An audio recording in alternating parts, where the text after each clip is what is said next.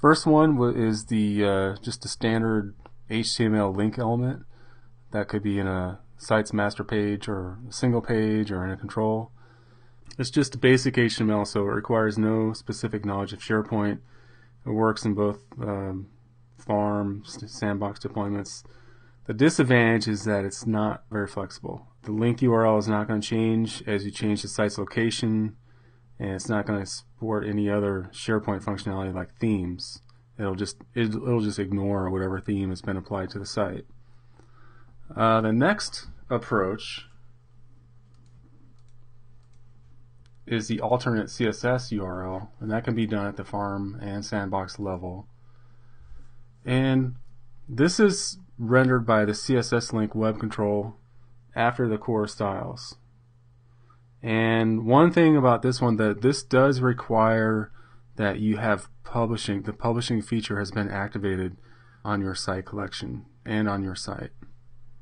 The way that works is you're able to specify a property on the SP web object called alternate CSS URL, and then there's a web control, the CssLink web control, that will make sure that that's the last style sheet that gets sent to the browser after all the other core styles. And that's really important because in CSS the rule is you can override styles on certain elements, and the rule is the last one in wins.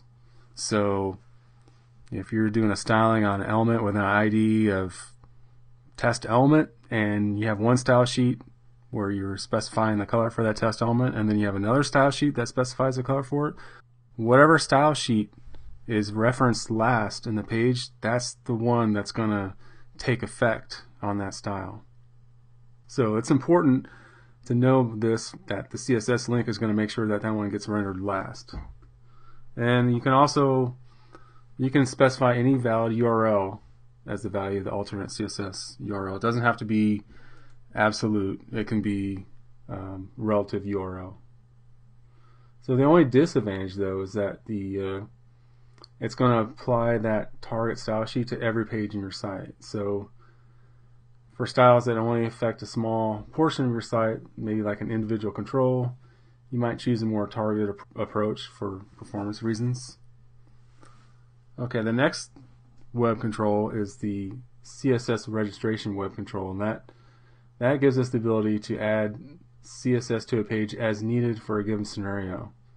So you can apply the control in both the farm and the sandbox solutions to any artifact that includes design time markup, like pages and user controls. But it also has a static method for use by web parts, and that one is only available in farm deployments. And you can include CSS from specific locations like the 15 hive, so template layouts, and then the language identifier styles. So if you're in the US, it would be 1033, or you can do absolute path, and you can have it rendered by CssLink depending on attributes. So CSS registration control registers CSS for rendering by CssLink. So the important thing to remember is CSS registration by itself doesn't do anything. It has to work in conjunction with CssLink. So if multiple items register the same CSS, for example 2 instances of the same web part, CssLink will render a single link. And CssLink registers CSS in alphabetical order, or based on the optional CSS registration after property. Also is the ability to render links conditionally, so you can have the conditional expression reveal to non-IE. You can have, for example, if you wanted to render a style sheet for only IE7, you can specify IE7 as the value for conditional expression, or IE8 or IE9 or whatever. The CssLink control renders, it's more than just the value specified by CSS registration. CssLink renders links in the following order: CSS registrations, core styles, alternate CSS URL, and default URL, which is the optional CssLink property value. So in this demo, we're going to go ahead and use custom style sheets.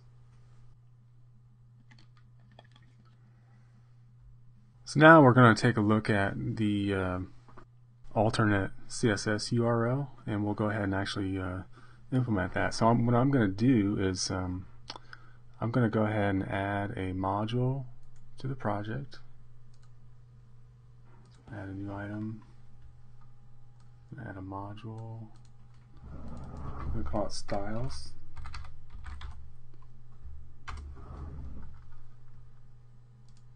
Let's go ahead and delete this. I'm actually going to delete this too because I have some files already set up for this.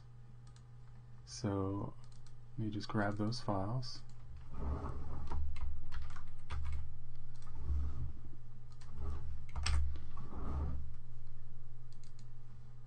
Let's make sure we're set up here. So what we're going to do first is just deploy the alternate CSS.css file into the site assets library. And this is a really simple CSS file. All the CSS file does, it's going to look for the S4-title row element ID, and it's going to just change the background color to kind of like a greenish, kind of like an olive drab green almost, that type of color. And so then the next thing we need to do after that, so that's going to deploy it in the site assets. Then the major thing we need to do to get this to actually apply is the SP web has an alternate CSS URL property. So I have that already set up. So I'm going to set up to tell the alternate CSS URL property, I'm going to set it to point to that file in the site assets library, the alternate CSS.css file. So let me go ahead and first of all, let's look at the site now. So it's still fairly clean right now. This is the part right here that has that element. So actually, if I do let me do an F12 and let me search for that ID, S4-title row, and you can see this whole area that's highlighted here. That's what's going to be affected by that background color. So let me just go ahead and close that. We'll deploy it. It's going to recompile, deploy it.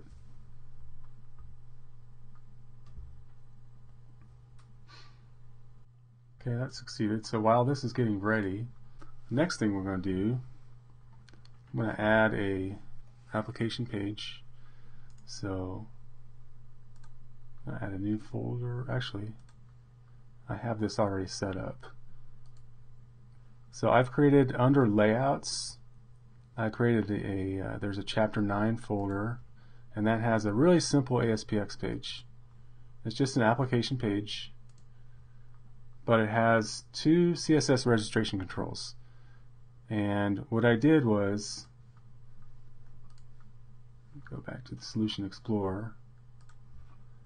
I copied this alternate CSS file and I placed it in the layouts 1033, which is for English US, and then the style subfolder, and then I just renamed that same file to A underscore and B underscore alternate CSS. They're the same files. All I really want to demonstrate here is how you can use CSS registration to alter how they get the order of how they're rendered. And so in the page, it should go A, B, because that's how they're set up here. And then what we'll do is, let's take a look now. Okay, so our look and feel has been affected by our alternate CSS. So let me view source on the page. And this is kind of cool because what happened is let me find the alternate CSS.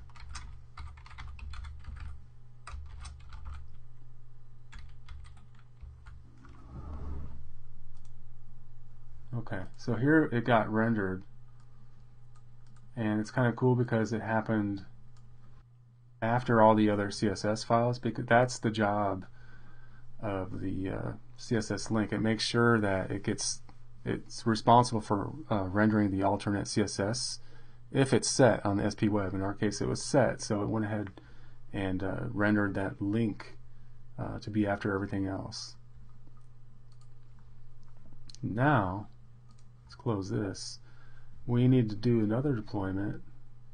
Actually, we don't need to do deploy. I've already deployed this. So what I'm going to do next, I'm going to navigate to that page, the CSS test page.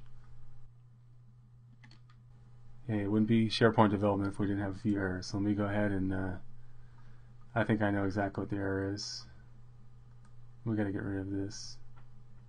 We can't have that stuff inside the tag there. So just delete that. In fact, let's just put that on Notepad so we can get to it easier.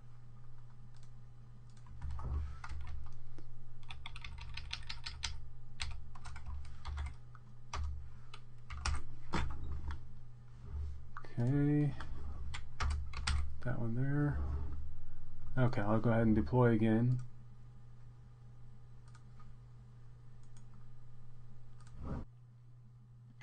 Now it should be clean. So now when we deploy, or no, I'm sorry, not when we deploy, when I look at the web page again and I view source, it should show it in that order, A underscore alternate CSS and then B alternate, B underscore alternate CSS. And now what I'm going to do, I'm going to add this back in while we're waiting for that page to render. Since I know it's going to take a little bit of time, I can come in here and add the after attribute. So now I want A to show up after B, and then B, I want to make sure that shows up after core V15.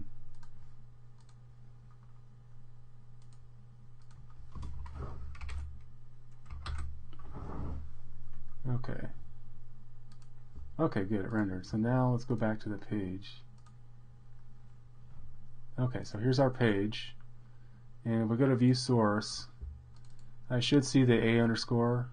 Yeah, here's A underscore alternate CSS, and then here's B underscore alternate CSS. Those two link tags got rendered in the proper order there.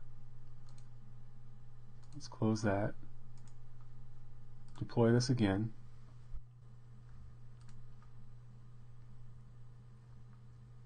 That's going to take some time rendering. Actually, I want to point it to the right page. So while we're waiting for that, now what should happen is A is supposed to show up after B, and then B is supposed to show up after core V15. So we'll see what the order is here in the once we do the view source on the page. So B should show up first and then A, instead of how it was last time where it was A and B. Okay, so now let's look at source. And here we go. There's B and then there's A. So that's what we told it to do. We told A to show up after B, and it did. And then we want both of them to show up after core V15, and they are showing up after core V15. Yeah, so they're both showing up after core V15, so that's exactly what we wanted. And last but not least, let me go ahead and I'll clean up the site just to make sure we're dealing with a clean site. So wipe out the alternate CSS URL. So that's it for the using the alternate CSS and the CSS registration tags. So up to this point in this module, we've looked at custom styles by themselves. We first looked at themes. Now what we're going to do is we're going to take a look at how custom styles and themes can both work together. The way this works is you add these special annotations to your CSS files to basically do, like replace things that were in your CSS with items that are in the theme. And the way this works is your CSS file has to be deployed to the style library in the correct language. So in my case, it's going to be en-us, and then it has to also be in a folder called Themable. When you have a publishing site, this will get created for you automatically. But if you don't have publishing turned on, then you would have to create that manually in the style library. In our case, we've already turned on publishing, so we're good to go. Next step that you have to do in order to get this to work is you need to register the CSS file in the master page. Or it doesn't actually have to be a master page. You could be working on an application page, but you do need to register the CSS file. And again, with this, we use the CSS registration to put that and get it into the page. Not just get it into the page, but make it so the theming engine knows about it and knows to do, if it needs to do replacements, it will be able to act on those annotations. So there's different types of annotations. One of them is ReplaceColor, and that's pretty straightforward.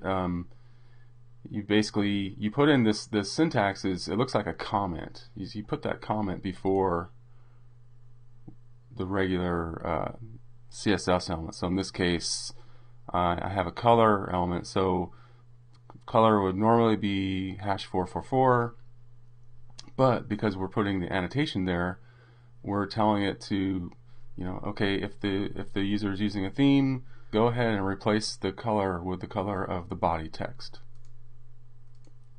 And then there's optional arguments for shade and tint and opacity. So those typically go from 0 to 1, with 1 being completely maximum and 0 being nothing.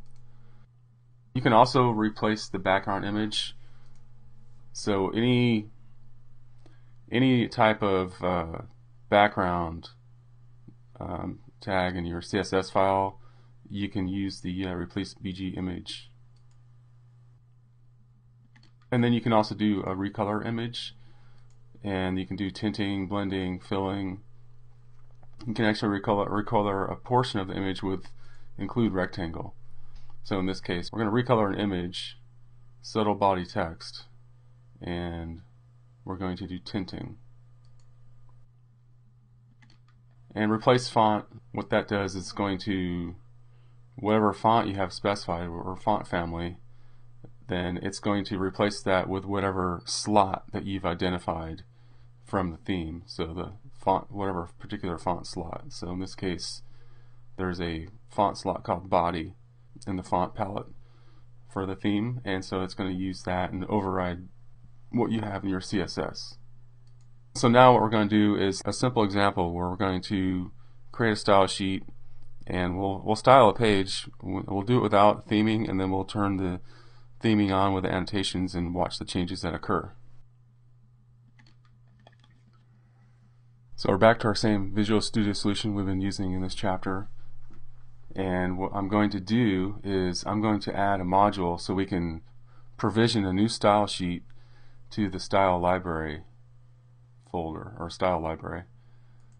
So I'm going to go into project, add new item,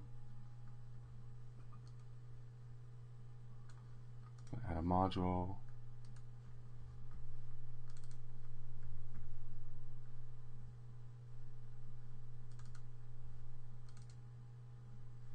going to call it theme style sheet. I have some snippets here that are going to save me a little bit of time.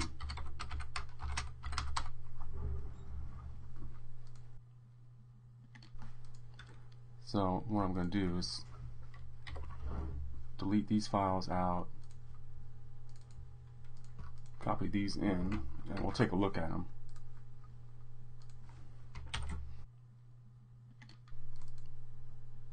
Okay, so what we're doing, we have a module where we're going to deploy our CSS file into the style library, and then it's the en-us folder, and then themable folder after that, the subfolder. And that it has to be in there for the theming engine to work correctly to pick up our style sheet and apply any theming annotations to it. So let me go back and let's take a look at the style sheet. Right now, we're not using any annotations in the style sheet. So what we want to do is we're going to deploy this, but first I want to create another page. We're going to create another application page.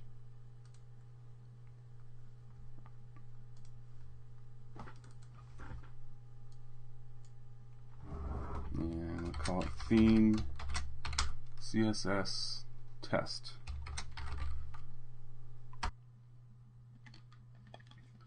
And I have a snippet for that one as well.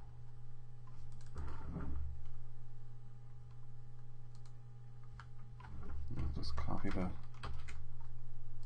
text from this. So what I need to replace is just the placeholder additional page head and the placeholder main. So I'm going to copy those items in there, and if you look here in the page head, I have the CSS registration where I'm actually referencing the theme CSS style sheet that we just looked at. And then in the placeholder main, that's where we have the main content of our page. I just have a really simple div called with an ID of theme test, and it just has some text. This is a test. So back in the CSS, we have this wired up for that element ID, and we're going to give it this background color of like a orangish yellow, and we're going to use a weird font so it's really noticeable. So I'm going to save this, come back to Solution Explorer, we'll deploy this.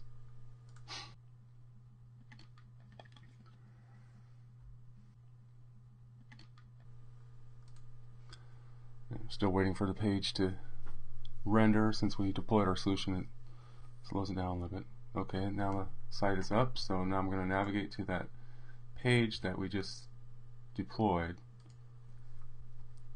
And so you can see here, here's our font. It's using the cursive font, and the background of our element is the orangish yellow color. So that's exactly what we want. We're still just doing custom styles right now. We're not doing anything with themes yet in this page. So now the next step is to put some annotations. So I want to put an annotation for the color. I want to replace that color with a theme color for the we'll pick a slot, and then for the font family, the same thing. I'm going to use the body slot and replace that font with whatever the font in the body slot is for our current theme, which is the Office theme. So I have a couple snippets here that I'm going to copy in.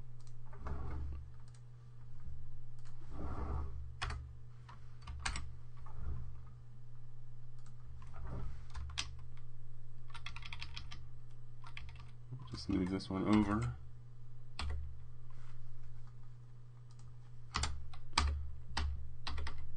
I haven't tried this yet where it has to be on the same line, or if it matters if it's on the same line or not, but I think it does, so I'm going to just make sure it's staying on the same line.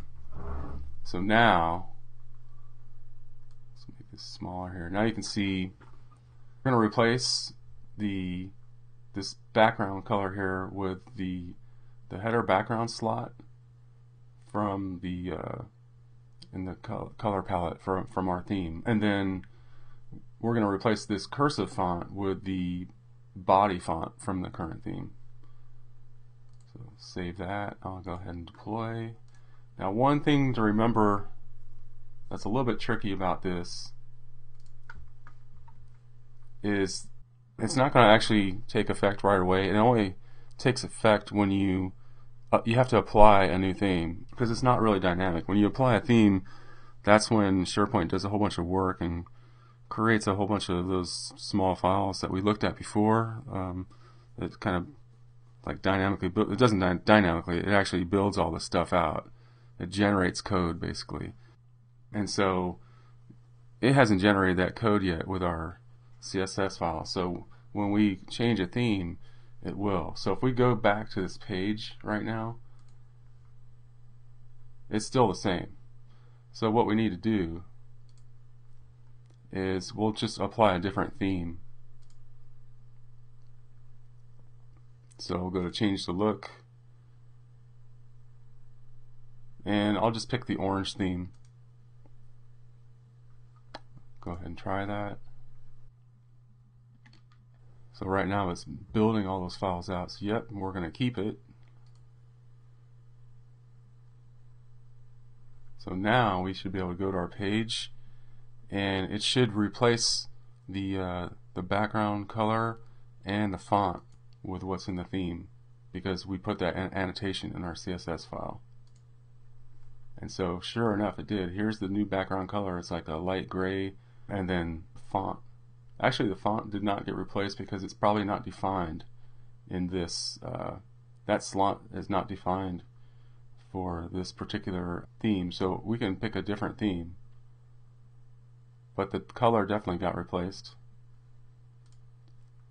So let's go ahead and let's see if that's defined in Office. Let's go ahead and choose that. It may not be.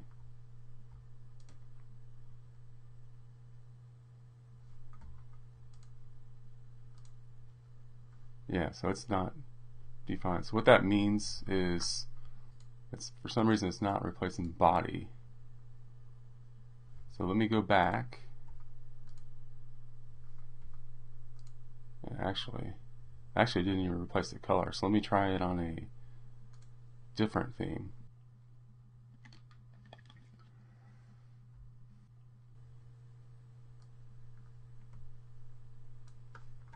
Let's use.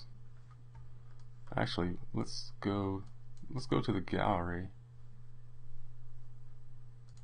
Go to Site Settings. Go to the Compose Looks and see which one has a font scheme URL.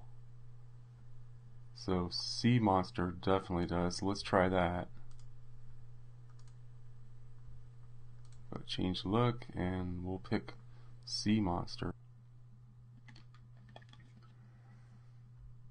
So you can see the different font CMonster is using. So let's try this one out. Okay, we'll go ahead and keep that. One thing I'm going to do also, I'm going to fire at Fiddler and just delete my cache,